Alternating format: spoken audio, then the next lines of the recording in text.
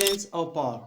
نن سبا زیاترو کسانو ته د سنس او د پاور نه یوه غټه بلا جوړه شوې، یعنې یو دردي سر ورته جوړ شوی، یوه غټ مصیبت ورته جوړ شوی.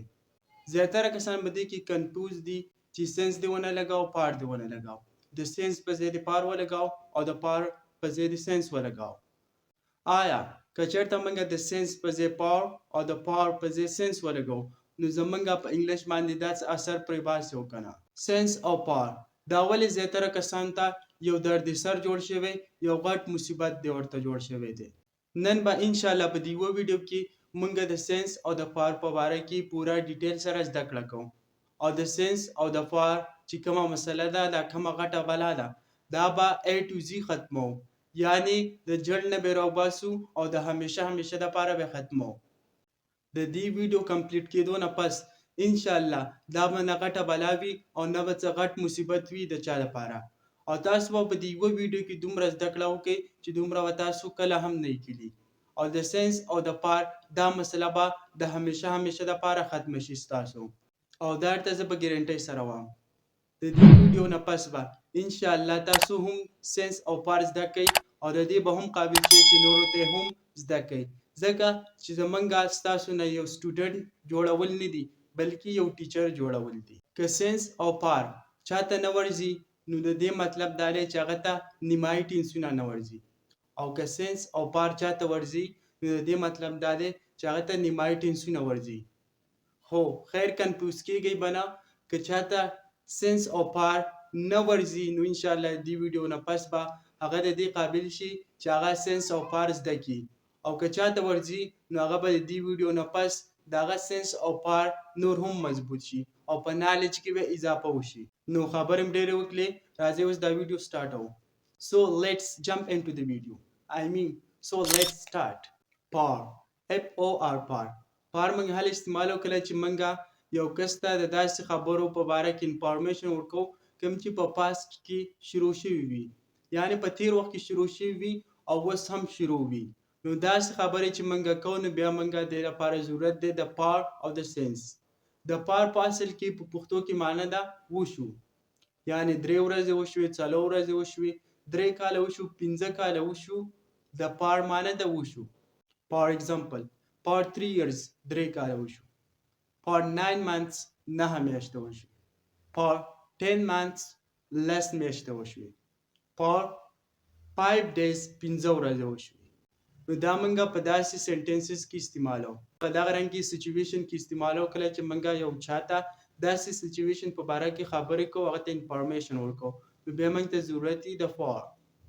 نو راځئ اوس په ډیټیل سره یو څو اگزامپلو ته ګورو او نور هم ښه په پاور باندې ځان پوهه کوو. For example, I have been quite ill for 10 days.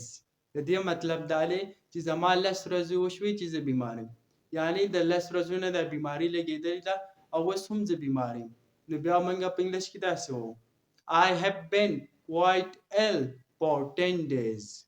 نو دلته موږ پاور ځکه استعمال کوو ځکه چې موږ د داسې وخت په باره کې خبرې کوو، موږ وایو چې 10 ورځې وشوې.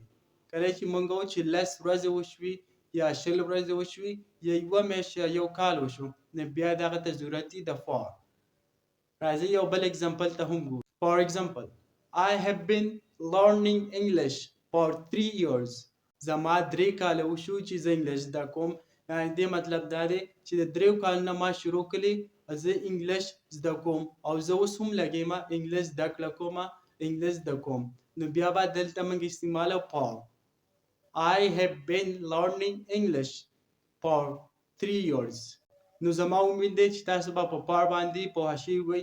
اوس راځو سنس هم زده کوو. سنس موږ کله استعمالو؟ سنس موږ هله استعمالو کله چې موږ د داسې وخت د داسې سچویشن په باره کې خبرې کوو کوم چې په تیر وخت کې سټارټ شوی وي، یعنې د کم وخت نه یو کار سټارټ شوی وي او اوس هم جاری وي. په تیر وخت کې سټارټ شوی وي او اوس هم جاری وي، نو داسې سچویشن کې بیا موږ سنس استعمالو. د سنس په اصل کې په پښتو کې مینینګ دی نه، مطلب یو کار د کم وخت نه شروع شوی، د 10 ورځو نه، د 20 ورځو نه، د یو کال نه یا د 1 میاشتې نه. یو کار د کم وخت نه شروع شوی، په سینس کې منګه سټارټینګ پوینټ وو. په سینس کې منګه سټارټینګ پوینټ ایکسپریس کو، یعنی یو کار د کم وخت نه شروع شوی. فار ایگزامپل since Friday د جمعې نه، since last year د تیر کال نه، since 5 days د 5 ورځو نه، since morning د سحر نه. راځئ یو څو اگزامپل ته ګورو او since نور هم ښه زده کوو. For example, he has been very angry since morning. هغه د سحر نه ډیر په غوسه دی. نو دلته موږ سینس استعمال کړی ځکه چې موږ سټارټینګ پوینټ ویلې چې هغه د سحر نه په غوسه دی. He has been very angry since morning. He has smoking since 2018. هغه 2018 نه سموکینګ کوي یعنی سیګریټس کوي. دلته موږ سټارټینګ پوینټ وه چې هغه په 2018 کې شروع کړې ده او اوس هم سیګریټس کوي. نو بیا به موږ دلته استعمالو سینس.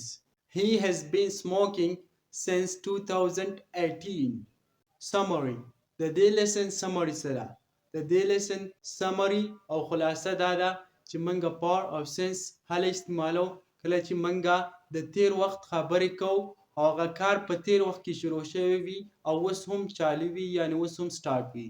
په تیر وخت کې یو کار شروع شوی او اوس هم په پریزنټ کې سټارټ دی. نو داسې دپاره بیا موږ سینس او پار ته ضرورتي سینس او پار استعمال. د پار معنی د وشو یعنی څو ورځې وشوي دا کار د کم وخت نه شروع شوی او څومره وخت یې وشو. او د سینس معنی د نه یعنی یو کار د کم وخت نه شروع شوی دا پلانې کار د کم وخت نه شروع شوی. نو راځئ یو څو اگزامپل نورو ته هم ګورو او د سینس او د فار دا کنسپټ پوره کلیر کوو. For example, we have been waiting for 3 hours. We have been waiting for 3 hours. زمونږ 3 غنټې وشوي چې موږ انتظار کوو. We have been waiting since 3 hours. زمونږ 3 غنټو نه انتظار کوو. موږ د 3 غنټو نه انتظار کوو. We have been waiting since 3 hours. They have been playing cricket since morning. هغوی د سهار نه کرکټ کوي یعنی هغوی د سهار نه لګیا دي او اوس هم کرکټ کوي.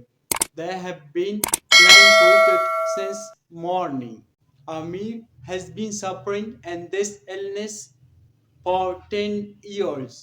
امیر لس کاله وشو چې په دې بیمارۍ کې اخته دی یعنی په دې بیمارۍ باندې مبتلا دی. Amir has been suffering in this illness for 10 years.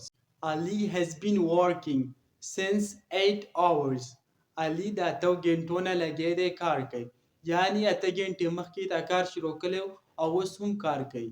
Ali has been working since 8 hours. که دلته موږ د سینس په ځای باندې پار ولګو نو بیا مطلب شي Ali has been working for 8 hours. د علي 8 غنټې وشوي چې کار کوي. چې سینس ولګو مطلب یې دی چې د 8 غنټو نه کار کوي او اوس هم لګیا دی. که پار هم ولګو نو بیا مطلب شو چې 8 غنټې وشوي چې کار کوي او اوس هم لګیا دی کار کوي. It has been raining since yesterday. د پرون نه باران وریږي.